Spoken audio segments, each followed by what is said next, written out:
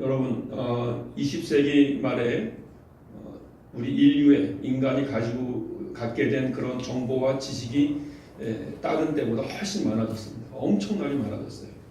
슈퍼컴퓨터를 사용할 수 있게 되어졌고, 그리고 필요에 따라서 그 정보들을 뽑아내서 활용할 수 있을 정도로 그렇게 또 과학도 엄청나게 발전을 했죠. 엄청나게 많은 그 과학이 발전하고 난 이후에 인간이 깨달은 것이 무엇인지 아십니까? 20세기 말에 21세기에 들어와서 인간이 깨달은 것이 무엇인지 아십니까? 인간이 깨달은 것은 아직도 모른다는 거예요. 아직도 모른다. 성경에서 우리 유대인들이 가지고 있었던 그 당시의 생각은 우리 하나님은 위대하시고 위대하시고 위대하시다. 우리 하나님은 크고 또 크고 또 크다. 인간이 능히 가늠할 수 없을 정도로, 인간이 능히 상상할 수 없을 정도로 우리 하나님은 크신 하나님이시다. 구약의 믿음의 선배들은 다 그렇게 생각했습니다. 그 하나님이 너무 위대하시기 때문에 우리는 그 하나님을 헤아릴 수 없다. 아무리 인간의 그 언어를 가지고 그 큰 하나님을 표현하고 설명하려고 애를 써도 불가능하다. 인간의 언어를 넘어서시는 분이며 인간의 가지고 있는 생각을, 사고를 넘어서시는 분이 바로 창조주 하나님이시다. 아멘. 아멘. 그런데 그 하나님이 이 땅을 창조하셨어요. 창조하신 이 우주는 하나님에 비해서는, 하나님의 그 위대하심에 비해서는 물론 좀 덜하죠. 그러나 어쨌든 하나님이 이 우주를 창조하셨는데, 그런데 인간은 이 우주, 이 세계를 또한 이해할 수가 없어요. 왜냐하면 우리가 생각하는 것보다 더 크게 이 우주를 창조하셨습니다.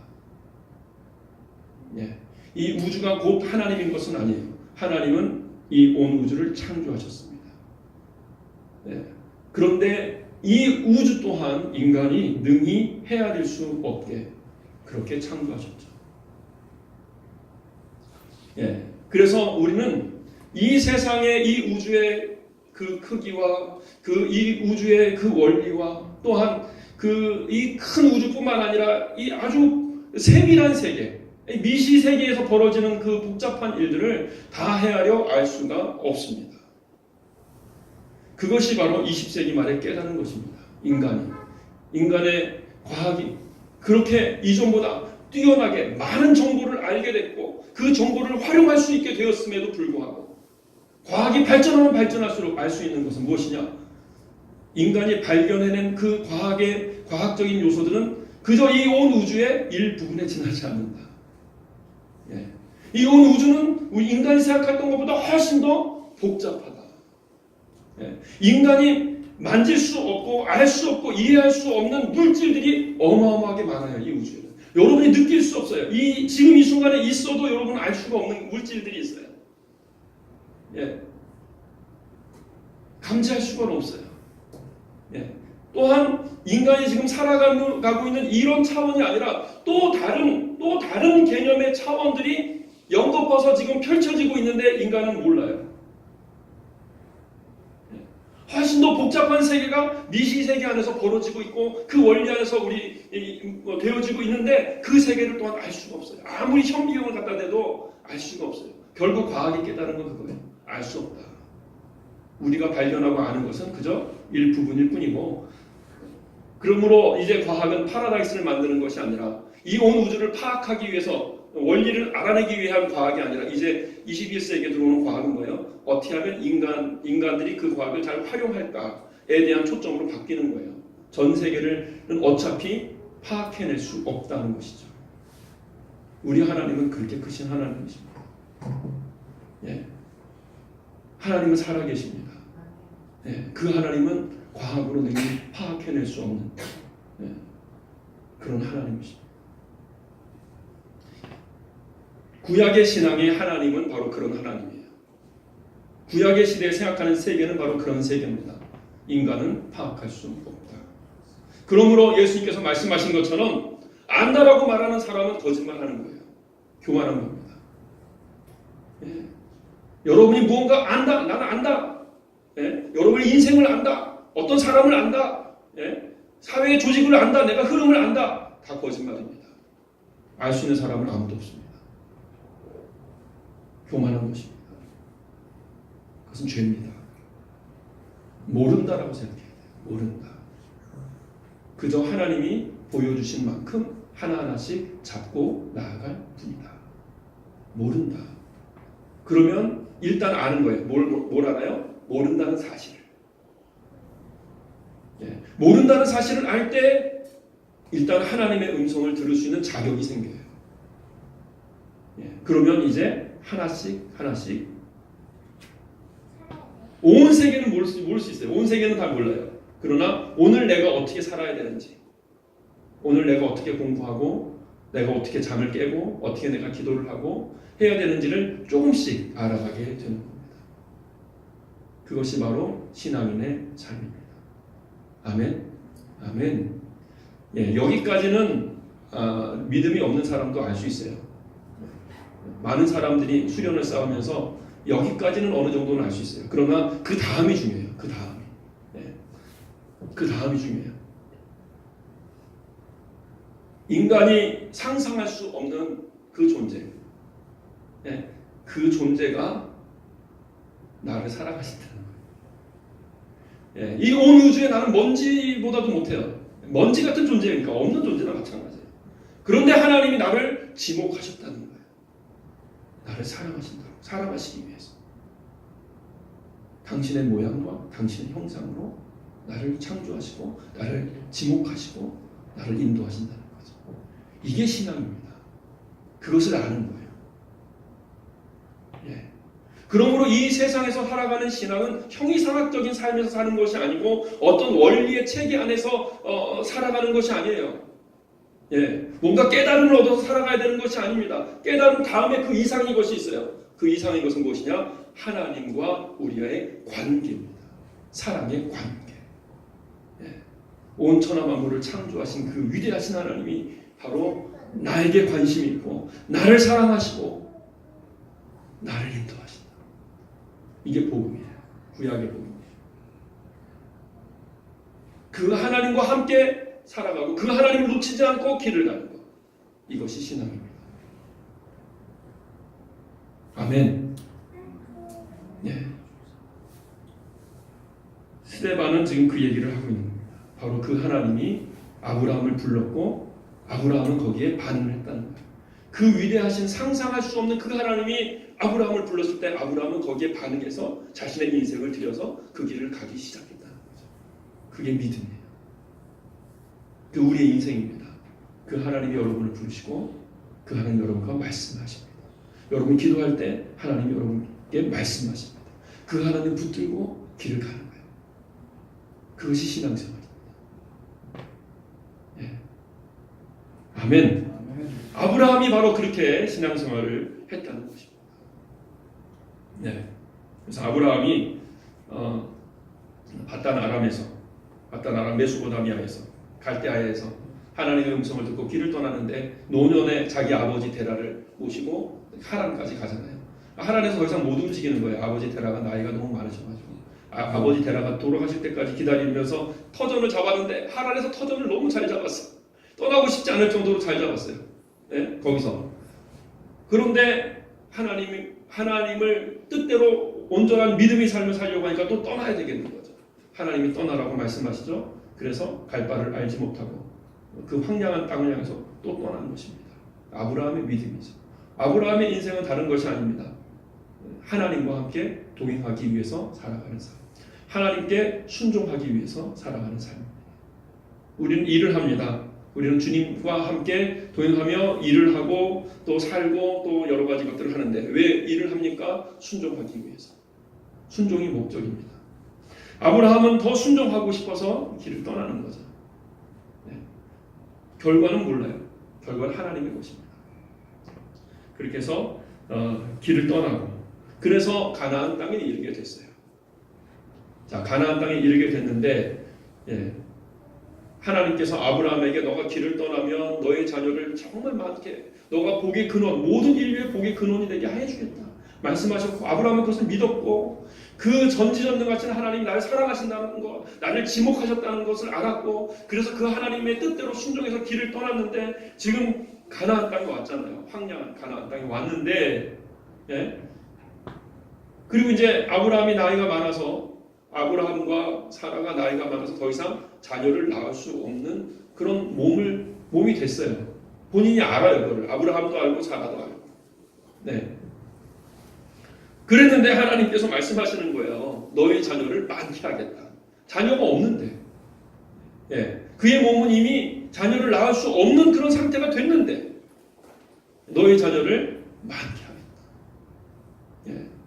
그리고 가나안에 왔을 때 이미 가나안 지역에 있는 사람들이 땅을 다 차지하고 있었어요. 아무도 아브라함에게 땅을 주는 사람이 없습니다. 아브라함은 자기 땅이 다 빌린 땅이에요. 예? 일정 시간이 지나면 다 그들이 가져갈 땅이란 말이죠. 땅이 없어요. 아무도 아브라함에게 땅을 팔지 않습니다. 외지인이기 때문에. 그런 상황에서 하나님께서는 뭐라 그래요? 너의 자손들이 이 동서남북을 봐라. 바로 가나안 이 모든 땅을 너의 자손이 다 차지할 거다 말씀하시는 거예요. 자녀도 없고요. 땅도 없습니다. 아무도 아브라함에게 땅을 팔려고 하지도 않아요. 그런데 하나님은 자녀를 많게 하고, 그리고 이 온 땅을 너에게 다 주겠다. 너희 자손에게. 우리 하나님 어떤 하나님이시라고요? 우리 하나님은 온 우주의 주인이 되신 하나님, 전지전능하신 하나님, 능력의 하나님이시죠. 그 하나님께서 지금 자녀가 없을 뿐만 아니라 자녀를 낳을 수 없는 상태에 있는 아브라함과 사라에게 너의 자녀를 많게 하겠다. 땅은 한쪽도 주지 않으셔놓고서 이 동서남북의 이 온 땅이 다 너의 자녀의 것이 될 것이다. 말이 됩니까, 여러분? 여러분이라면 어떻게 하시겠습니까? 하나님 그렇게 말씀하십니다. 그런 상황에서 아브라함은 믿었습니다. 하나님은 아브라함을 시험하셨습니다. 하나님을 정말 그런 하나님으로 믿는지, 아니면 그냥 일반적인 그 당시에 믿었던 그 지역의 신들처럼 그런 하나님으로 믿었는지, 아니면 정말 전지전능하신 하나님으로 믿었는지, 하나님은 아브라함을 시험하시는 거예요. 아브라함을 위할 뿐만 아니라 아브라함의 후손들을 위해서 하나님이 어떤 하나님인지 그것을 그들에게 가르치고 전수해 주기 위해서 아브라함을 인간으로서는 불가능한 환경과 상황 가운데서 믿으라고 푸시하시는 겁니다. 여러분이 믿으실 수 있겠습니까? 그러나 아브라함은 그것을 믿었습니다. 이것이 믿음입니다. 하나님은 전지전능하신 하나님, 온 땅의 주관자 되신 하나님, 그 하나님이 여러분과 함께 하시고 여러분에게 약속하시고 그리고 그 약속을 이루십니다. 여러분이 믿는다면. 이스라엘 백성들이 애굽에서 나왔을 때 하나님께서 어디로 인도하세요?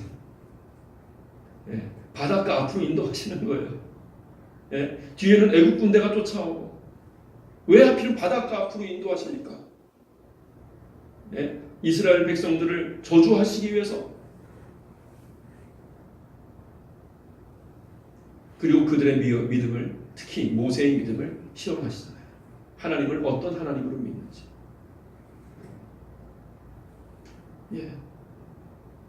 아브라함이 하나님의 뜻대로 그 길을 가고 하나님을 알게 되고 경험하고 그랬음에도 불구하고 하나님은 그에게 계속적으로 난처한 환경과 상황을 주셔서 믿는지 아니 믿는지를 확실하게 나타내기를 원하시고, 이것은 바로 아브라함의 자손들을 위한 일이었습니다. 하나님을 믿으십시오, 여러분. 하나님 여러분에게 비전을 주십니다. 하나님의 비전을 꿈꾸십시오. 여러분을 통해서 많은 이들이 구원을 받게 될 것입니다. 여러분을 통해서 여러분의 혹시 많은 신앙의 자녀들이 이 온 땅에 예수 그리스도께서 오시는 그날까지 자리를 잡게 될 것입니다. 예, 아브라함은 믿었어요. 그리고 아브라함은 하나님의 영광이 되었습니다. 이제 우리는 아브라함을 보면 하나님을 찬양할 수밖에 없어요. 하나님은 약속하시고 이루시는 분이시다. 하나님은 아브라함이 그렇게 많은 실수를 했음에도 불구하고 용납하시고 사랑하시는 분이시다. 하나님은 그 아브라함이 그렇게 연약했음에도 불구하고 끝까지 책임지시는 분이시다. 아브라함이 무엇을 했는가? 뭐 행동을 어떤 것을 했는가? 아브라함이 하나님을 믿었죠. 그랬더니 결국 그것이 4,000년이 지난 지금까지도 아브라함의 그 신앙을 통해서 배우고 영향을 받고 아브라함의 자손으로 살아가는 사람들이 이렇게 많잖아요. 여러분, 이것은 하나님의 증거입니다. 오늘도 하나님을 믿는 자는 아브라함처럼 될 줄로 믿습니다. 하나님은 여러분 모두가 다 아브라함의 그 신앙으로 세워지기를 원하십니다. 주님이 오시는 그날까지 아브라함의 이름처럼 여러분의 이름을 들을 때 하나님은 과연 살아계시다. 하나님은 어떤 분이시냐? 그냥 지역 신으로서 그에게 이렇게 뭐 헌금을 많이 한다거나 뭐 봉사를 많이 하면 그냥 도와주는 그런 신이 아니라 온 천하 만물을 창조하신 위대하신 하나님이심을 여러분을 통해서 나타내고, 사람들은 여러분의 이름을 들을 때 하나님은 온 인류를 그렇게 구원하시는 하나님이시다 라고 큰 하나님을 여러분의 그 이름과 함께 고백할 수 있는 그런 여러분이 되기를 원하십니다. 네. 아브라함은 믿었고 그리고 이루어졌고 그 증거가 오늘날 이 시대에 있습니다. 이 사회에 펼쳐지고 있고요. 그리고 하나님께서 우리에게도 동일하게 말씀하고 계신 것입니다. 그렇게 하나님을 믿으라고. 예, 하나님께서 또 계속적으로 말씀을 하시는데, 이제 너희 후손이 이후에 다른 민족에게로, 다른 나라에게로 가게 될 것이고, 거기서 400년 동안 고통을 당하게 될 것이다. 종살이 하면서 어려움을 당하게 될 것이다. 그리고 400년 후에 그들을 하나님께서 이제 건져내실 때 그들을 핍박했던 그 족속들을 하나님이 심판하실 것이고, 그때 그 아브라함의 그 족속들이 나오게 돼서 바로 이곳 가나안에 오게 되고, 이 가나안에서 온전하게 자리를 잡게 될 것이다. 그래서 나의 백성이 될 것이다. 하나님이 이렇게 예언의 말씀을 해주십니다. 아브라함은 이것을 보지 못했습니다. 예, 이거 누구를 위한 메시지입니까? 바로 우리를 위한 메시지입니다. 예, 우연히 이루어진 것이 아니라 하나님이 계획하신 가운데 다 준비되었고 그리고 이루어진 것이다 라고 우리에게 하나님이 친히 아브라함의 자손들에게 말씀하시는 거예요. 우연히 이루어지는 것이 아닙니다. 믿으면 틀림없이 이루어지고 그 모든 것이 하나님의 계획 가운데 이루어집니다. 400년 후에 있을 일을 말씀하시고, 예? 그리고 1000년 후에 다윗을 통해서, 그리고 또 1000년 후에 예수 그리스도를 통해서, 그리고 또 2000년이 지나서 지금까지도 하나님께서는 그렇게 약속을 이루시는 분이십니다. 아멘. 아멘. 그러면서 하나님께서 이제 그냥 약속하시는 것이 아니라 증거를 딱 확실하게 세우십니다. 아브라함과 하나님 사이에 증거를 딱 세우심으로써 이제 언약을 맺으시는 거예요. 언약을. 어떻게 언약을 맺으시냐면 할례를 행하다. 이렇게 얘기하시죠. 할례. 할례가 의미하는 바가 있어요. 그냥 할례를 행하는 것이 아니라 할례가 의미하는 바는 우리 창세기 17장 말씀에 보면은 창세기 17장 말씀을 한번 제가 읽어보겠습니다. 예, 창세기 17장 말씀을 제가 1절 말씀을 읽어볼게요. 예, 아브라함이 99세 때에 여호와께서 아브라함에게 나타나서 그에게 이르시되 나는 전능한 하나님이라 너는 내 앞에서 행하여 완전하라 이렇게 말씀하셔요. 예, 99세 때 이렇게 말씀하시고 할례를 명령하시고 그리고 이삭을 태어나게 하신단 말이에요. 마치 하나님께서 이삭을 태어나게 하시기 전에 이 말을 하기 위해서 준비하신 것처럼, 네, 이 말을 하기 위해서 어떤 말을 나는 전능한 하나님이라. 네, 너는 내 앞에서 행하여 완전하라. 여러분 이 말은요 아무에게나 하시는 그런 말이 아니에요. 아무나 들을 수 있는 말이 아니에요. 하나님 앞에서 행하여 완전한 것이 무엇인지 여러분 말을 하면 압니까? 예. 아브라함이 이것을 깨닫는데 99세가 돼서 이것을 깨달았어요. 하나님 앞에서 완전한 것이 무엇인지 이것을 이제서야 깨달은 거예요. 예. 하나님 앞에서 행하여 완전하라. 그리고 이 완전함을 추구하는 신앙을 전수하기 위해서 너의 자녀들이 바로 이것을 추구해야 된다 하는 의미에서 할례를 행하신 겁니다. 할례는 뭐냐?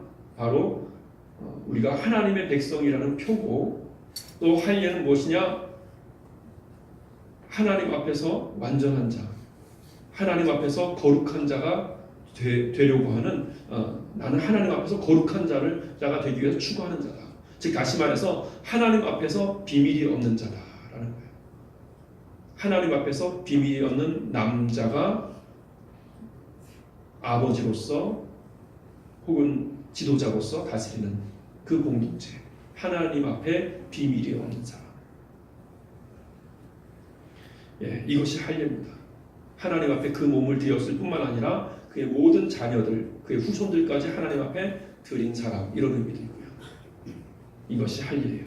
그래서 이스라엘 백성들은 바로 아브라함의 이 할례의 전통을 따라서 하나님 앞에서 온전한 자가 되기 위해서 노력하고 애를 쓰며 살아가는 존재들이 되었고, 거룩한 백성이 되었고, 예, 이스라엘 백성 외에는 거룩한 백성이 없습니다. 거룩함을 추구하는 백성이 된 것입니다. 하나님께서 우리에게 요구하시는 것은 무엇이냐? 너는 바로 내 아들이다. 이 할례는 오늘날 우리에게는 뭐냐면 십자가입니다. 십자가. 우리의 죄를 다 사하시고 용서하시고 닦아주시고, 그리고 우리는 무엇을 추구합니까? 예수님의 그 삶을 추구하는 거예요. 예수님의 그 삶을, 거룩한 삶을, 하나님 앞에 철저하게 순종하는 삶을 추구하는 사람들, 십자가의 삶, 예수님을 닮아가게 나아가는 사람들, 그들이 바로 오늘날에는 할례를 행한 사람들이죠. 그러므로 여러분, 우리가 그 크신 하나님을 믿습니다. 그리고 그 크신 하나님께서 우리에게 약속하신 것을 믿습니다. 그리고 그 크신 하나님과 언약을 맺었습니다. 십자가에서 언약을 맺었습니다. 우리는 그 십자가에서 죽고 이제 우리의 삶을 주님 앞에 드려서 성령이 우리 가운데 임하셔서 우리를 하나님의 나라로 인도하시는 곳에 우리는 우리의 삶을 드리는 것입니다. 그럴 때 바로 우리가 바로 아브라함이 그러했던 것처럼, 아브라함이 온 인류의 복의 근원이 됐던 것처럼, 우리는 또 아브라함처럼 온 인류의 복의 근원이 될 뿐만 아니라 이 온 우주에 하나님과 함께 통치하는, 하나님의 기업을 잇는, 하나님과 함께 다스리는 그런 왕같은 제사장이 될 것입니다. 아멘. 이것은 이미 약속된 것입니다. 예수 그리스도의 십자가를 의지하고 그 삶을 추구하면서 나가면 그냥 저절로 성령님께서 여러분과 함께 하셔서 그 삶을 이루신단 말이죠. 믿으면 이루어지는 것입니다.